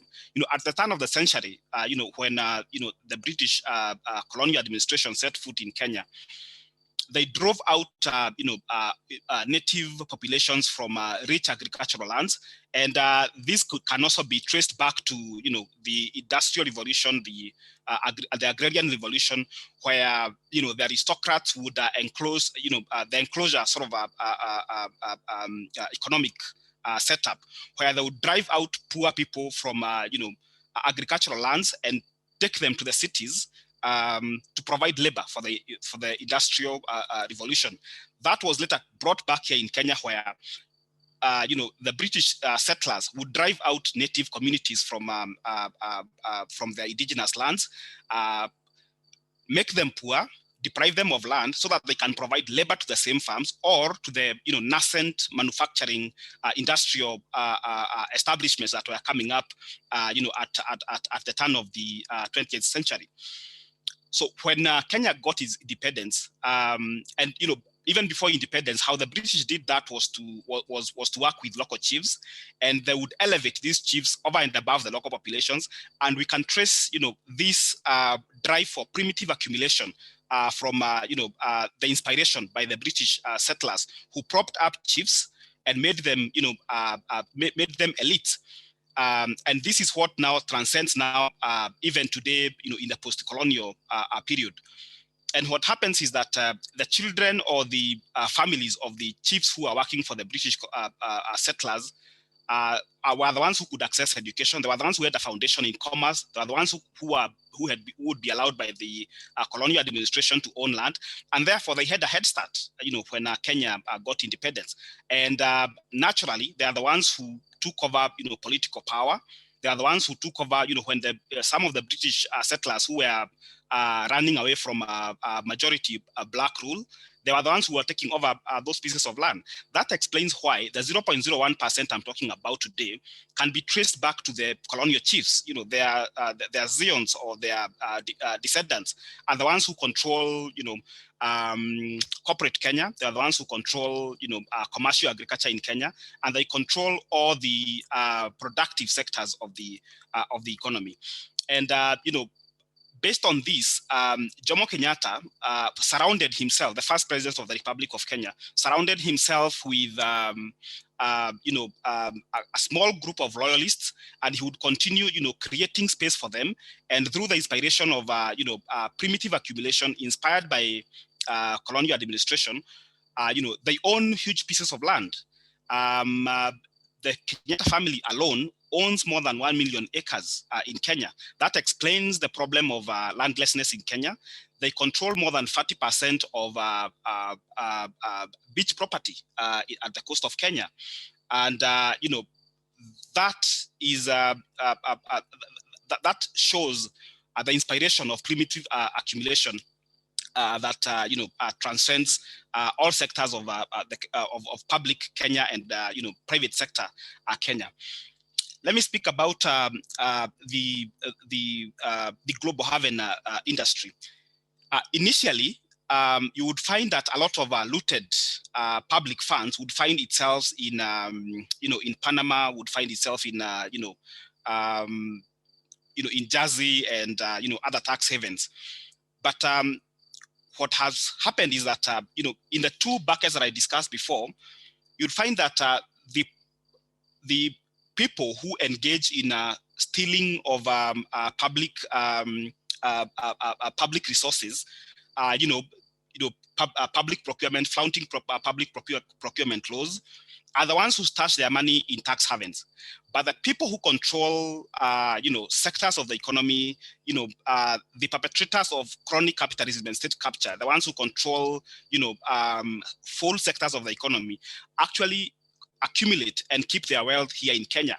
And The reason why that happens is that because there is a vibrant private sector. There is Kenya has a very vibrant and a very well developed financial services sector, which makes them comfortable to keep their wealth here in Kenya. Although the Panama Papers showed us that there is a lesser group of kleptocrats who stash their wealth in tax havens, and the second group that perpetrates state capture and controls full sectors of the economy are the ones that are now making laws that will make that creating new tax havens in places like Kenya. And I know we've discussed this in the past in different forums. We have the Nairobi International Financial Center, which is a launchpad for making Nairobi a financial, a tax haven. And this is being championed by the elite who controls full sectors of the economy, because that will allow them to perpetrate, to continue with partnering with the international community and foreign capital to continue dominating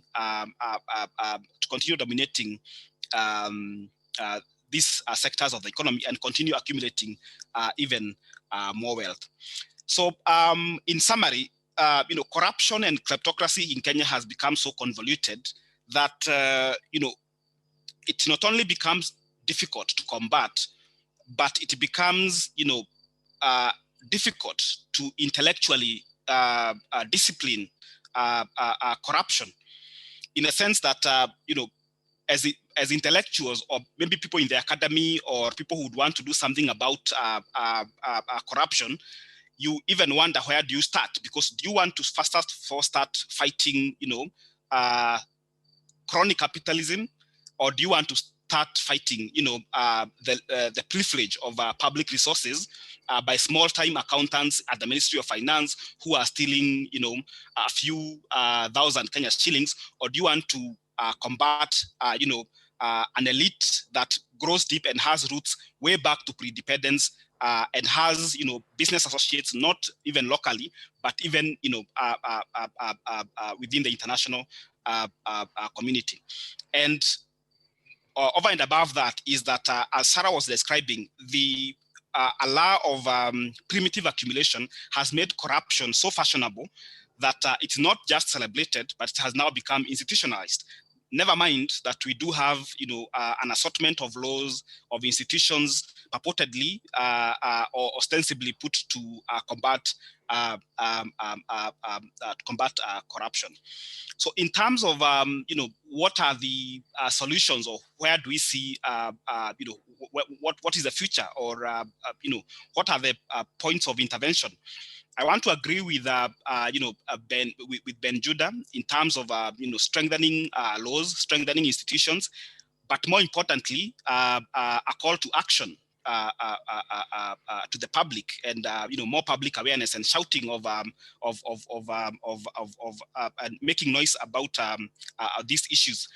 Although, like many parts of sub-Saharan Africa, this puts people who want to engage in such discourse on tread on very dangerous grounds. We have had, journalists being killed. We have had, people being taken to court on trumped-up charges. But then, the call to action to by the populace, I think would be a good place to start. And then also, making this information public for the public to consume and be aware what is happening and the reason why we have more than 48% of Kenyans living under the poverty line. Thank you very much. I'll pause there and take questions. Francis, that's terrific. Thank you so much. Could you say a word about West Africa in general and some of the similar problems you face in your neighboring countries? And secondly, what with the Biden administration's democracy alliance forming, Kenya is on the front lines of that. Do you expect to be invited to participate? I think you meant East Africa. East Africa, sorry, East Africa. Yes, yeah. Tanzania, Uganda, yes. and so forth. So, you'll find that Kenya is a much bigger economy than our neighbors, and perhaps it's because the 0.01% I've talked about have learned the art of propping up the sectors that they control, and therefore the World Bank and IMF will continue giving us figures of economic growth. But you'll find that most Kenyans don't participate in that economic growth, so it's not inclusive economic growth. And you'll find the same happening in places like Uganda, which I think has an even much bigger chronic capitalism problem, perhaps only second to South Africa. But in Tanzania, it's still an economy emerging from the ravages of mismanagement under Julius Nyerere, with the Ujamaa concept, which was sort of modeled around communism. But then with the government of John Pombe Magufuli, who was also in a way, in a covert way, promoting crony capitalism by driving out political enemies or even business people who are not supportive of his regime and propping up political supporters. It's a problem that had started creeping in Tanzania as well, as much as this may not have been reported because of the subjugation of free press in Tanzania. In terms of the interface with the Biden administration, you will notice that the Kenyatta administration was very close to the Trump administration. However, Kenya has been a very staunch supporter of the US in the war against terrorism, especially in neighboring Somalia, and therefore I do not see lots of change. I think it's going to be business as usual with the Biden administration, particularly because of war against terrorism in the Horn of Africa. So I don't see lots of changes in terms of policy engagement and interface with Washington. Partly because of the long-standing ties of not just the administrations in Washington, but also corporate America. Is highly corporate America is very well established in Kenya, and corporate America uses Nairobi as a launchpad to the neighbor. The likes of GE, the likes of Google, the likes of Halliburton are all based here in Nairobi, and I would expect that the interface with the Biden administration will be business as usual. Sarah, could you comment on, based on your experience in Afghanistan, to some extent, but just more generally, what is the U.S. role in this battle for transparency and democracy? Are you optimistic, as Ben is, about being able to make changes here? Obviously, we're living in a different world than we were a couple of years ago. I mean, my experience in Afghanistan was that, and it really ties in with what Francis just said. These networks are very tightly constructed, and they are vertically as well as horizontally integrated. So in the case of Kenya, it may be that a few mid-level civil servants are being thrown to the dogs. But normally in these networks, particularly when attack comes from outside, when challenge comes from outside, you can't find a mid or low level operative who isn't connected vertically to the chief of state. And that's that deal that I was talking about. The mid-level folks are filling their pockets, but they're also facilitating, sending money upwards and facilitating the thefts done at the top, the skimming off of public funds. It takes a mid-level bureaucrat to actually write the contract, right, Francis? Is that how it works? The top dog doesn't actually rewrite the contract. It's the IT person. That's true. So in return for that help to send the money upwards, impunity is sent downwards. So my experience in Afghanistan was that when the US reluctantly started talking a little bit about the corruption at that time of the Karzai regime, it went straight to President Karzai. That meant you needed a chief of state level commitment on the part of the United States. That's how diplomacy works, right? Once something is elevated to that point in the interlocutor country, you need his counterpart in the United States. And that was not forthcoming. I would just, again, to bring this back home and to be slightly on Francis's side of this in terms of how difficult the proposition is, I would like to raise the unhappy issue of Hunter Biden.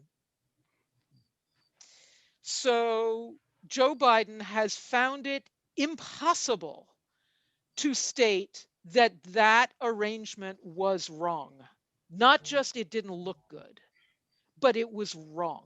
You don't have the son of the vice president of a country sitting on the board of one of the most corrupt companies in that country, and the vice president is supposed to be running the whole dossier, in particular anti-corruption. So we had it bad in Afghanistan. We had lack of interest. We did not have Hunter Biden sitting on the board of Mahmoud Karzai's cement company. If that had been the case, I would never have even tried. I mean, the message is so deafening that gets sent to a country when a family member of someone. So I needn't belabor the point. Yep. We also just heard about BlackRock being number 2 and 3 at Treasury. I mean, that was going to be my absolute poster child for the integrated network in the United States, the network between BlackRock and the Fed and Treasury. So everyone likes the idea that the Federal Reserve Bank is quote unquote independent, but independent from whom? It may have been independent from President Trump, but it's not independent from Wall Street, right? So Yeah. I guess my point is that actions speak louder than words. And while, the reforms that Ben is talking about are crucial, and I'm not trying to say that they're not worthwhile, I don't think that will be enough to really make a dent in the phenomenon that we're talking about. I mean, we had a session with Ralph Nader a couple of weeks ago where he was asked, why is it that the climate change movement, after 30, 40 years of the best science, the best proposals, all of this technical expertise, and a flurry of very specific technical remedies, is losing out? And his basic point was that we spent too much time developing technical solutions and too little time simply walking the halls of Congress, explaining this to the public, making people understand why it's important.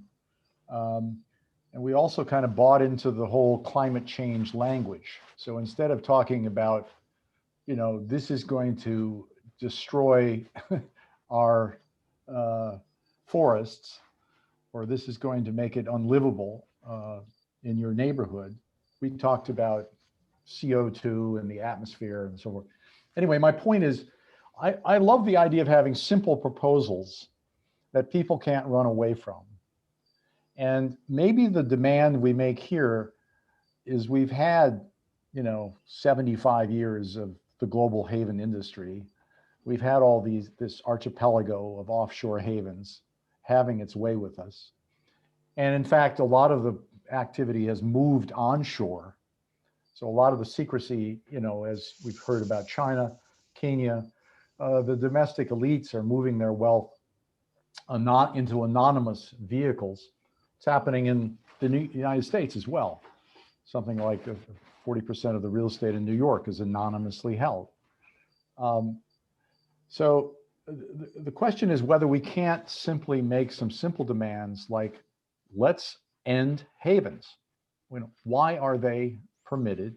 And Charles, you've been a big advocate of this simple idea, which I think is exactly the right kind of demand that we need to be making. I mean, it's important to have better beneficial ownership registration, but most people will never, their eyes glaze over. And it's a little bit like the climate thing. Right. No, we could decreate the whole system if we wanted to. We invented it, we control it. I mean, get rid of some of these problematic jurisdictions. What does that mean, Charles? What does it literally mean to get rid of the jurisdictions legally? Legally? Well, I mean, we're sort of at the end of our time. We're uncorking a can of worms, but quickly, why not? Well, what it would mean in the case of the UK, for instance, they control a whole bunch of these havens, so that they're under their political control. So you could simply change the rules. I mean, they don't, right now they have a sort of faux independence that is really there so that But what's the difference between changing the rules and making a beneficial ownership transparency? Isn't that changing the rules? Yeah, but you're just going to do it more radically.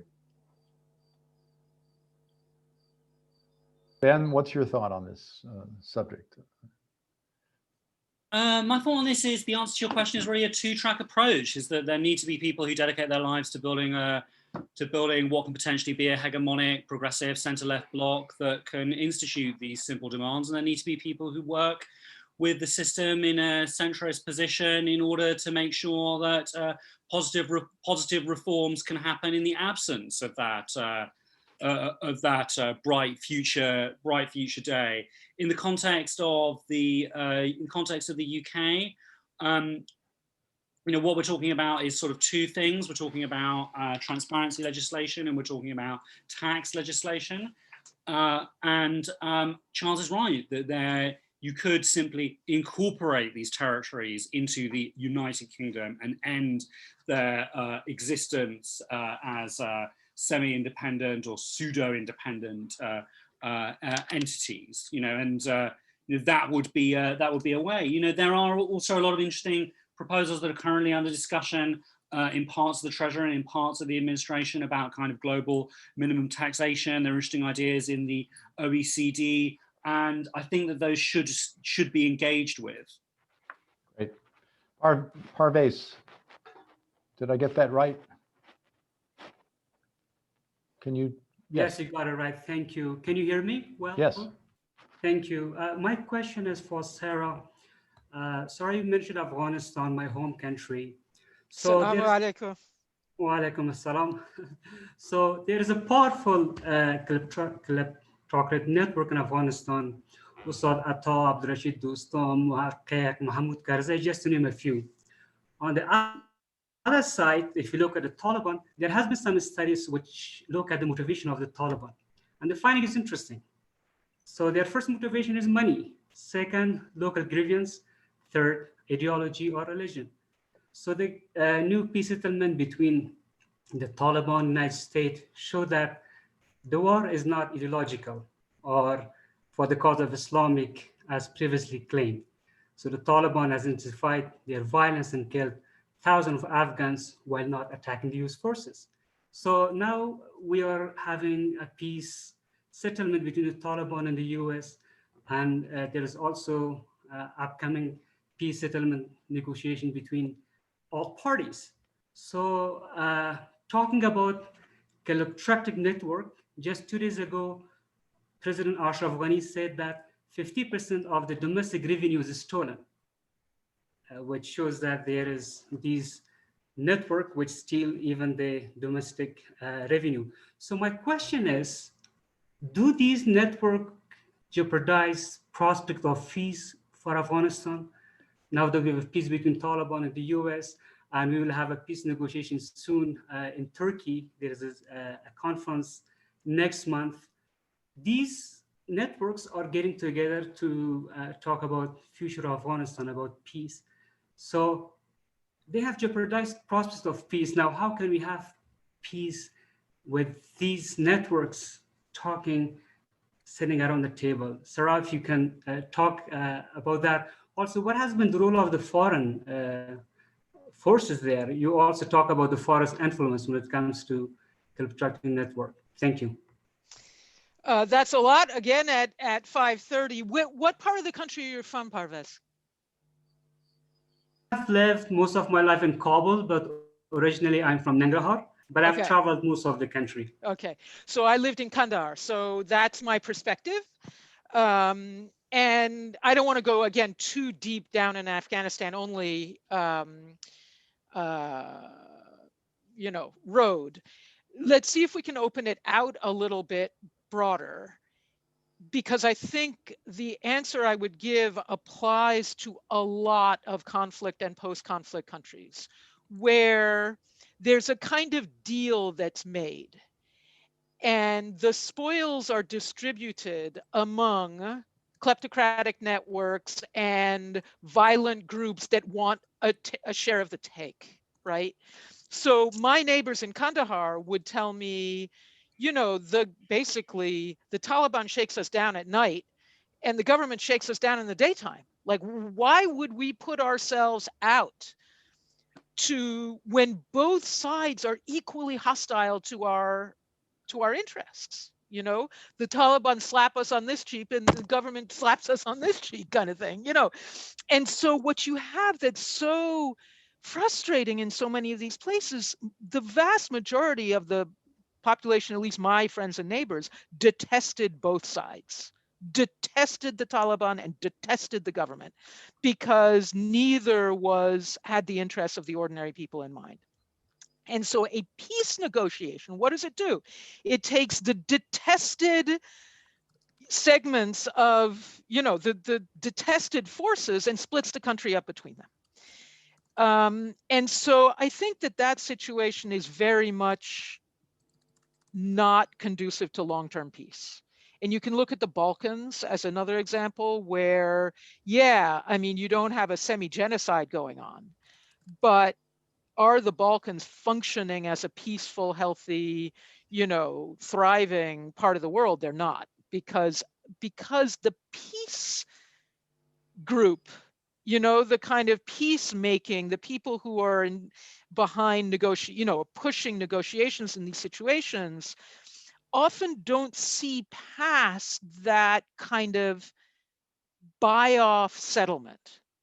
So you use the revenue streams and the people of the country as bait to get the two sides to stop fighting. What the peace community doesn't quite understand is that has to be just a transitional period, and you've got to work on off-ramps from that, what ends up being kleptocratic capture. What was the second part of the question? Oh, the external. It's what we're talking about. This is enabling. The money that was pumped into Afghanistan, into Iraq, and those were the most extreme examples because the foreign domination was complete. And just no effort to understand into whose hands this money was going. And that's really where my whole thinking on this topic emerged, was watching the United States help crystallize these kleptocratic networks by, giving them money, giving them all the contracting opportunities, putting their arms around them, until the situation became intractable. And there was never any desire to walk back from that position. And so I've worked with a lot of other development agencies trying to get them to understand, you've got to understand the sort of network structure of the environment into which you are putting your development resources. Otherwise, you are likely to exacerbate the problem.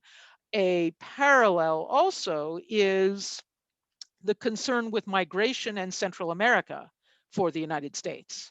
So if you think of, migration and narcotics and violent gangs in Central America as the equivalent of the Taliban, well, once again, what's America doing? Giving a lot of money to the corrupt government of the country, whose corruption is what is driving people to migrate.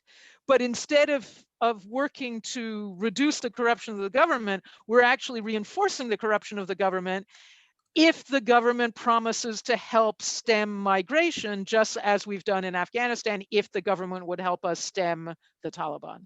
So there's a lot of very self-destructive overseas development work being done. Thanks for the question. Thank you. I want to thank all the panelists. I'm going to give you each a chance to say for 1 minute some parting thoughts, and then we'll conclude. This, these kinds of discussions are best left hanging when there's a little bit of appetite for the next round. And we could invite you back maybe in the next 6 weeks to one of the discussions we'll have on the future of democracy, which might be an interesting time for us to reconvene some of you. Ben, do you want to? Yeah, I'll jump in. Yeah.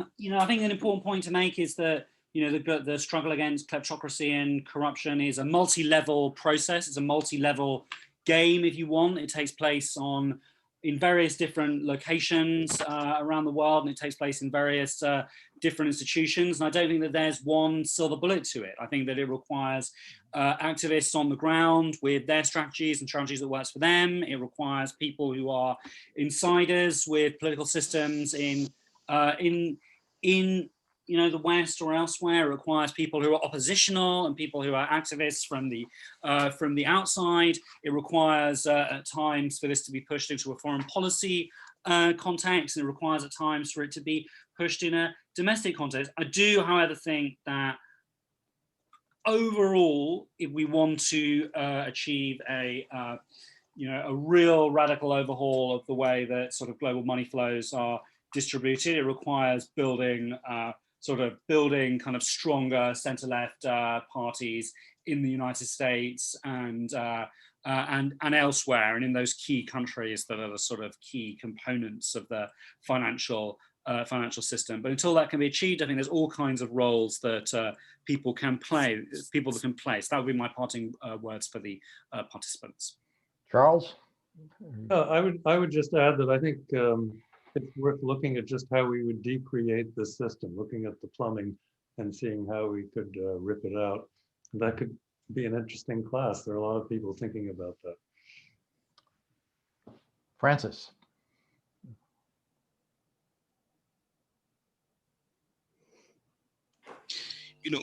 Corruption and kleptocracy has denied over 70% of Kenyans, decent livelihoods. And I think the same story can be told by many people from the global south. People don't have access to education. People don't have, good health facilities. People don't have enough to eat. And when they have enough to eat, it's not nutritious. Talking of any other facet of a decent life. And, this can be directly traced to corruption and kleptocracy. Now, we know who are the perpetrators. We know what they are doing. We know who are their partners in the global north. And we need to name and shame these people, including, countries that host, havens. And we also need to encourage the voices that are calling for the prevention of creating new havens, like the Nairobi, places like in Nairobi, where looks like all forces are to making Nairobi a new tax haven, where corruption and kleptocracy will continue to be perpetrated. So that will be my parting shot, and let's name and shame the perpetrators and their aiders and abettors in the global north. Name, if not shame. But Sarah, you had a very interesting idea originally, and I wanted to highlight that as we close. That's that part of this is about people's values and beliefs and their fetishism about money. The idea that wealth is, it's become more of a competitive thing that, not for the consumption that it buys you. So Jeff Sachs has done this new survey about the gap between wealth and happiness. And I think it's, it needs to be expanded because, there's much more to be done on. But at the end of the day, I think you're exactly right. We have become much more impressed with our bank accounts and our second homes, third homes, fifth homes, and willing to do almost anything to wear those signals, send those signals.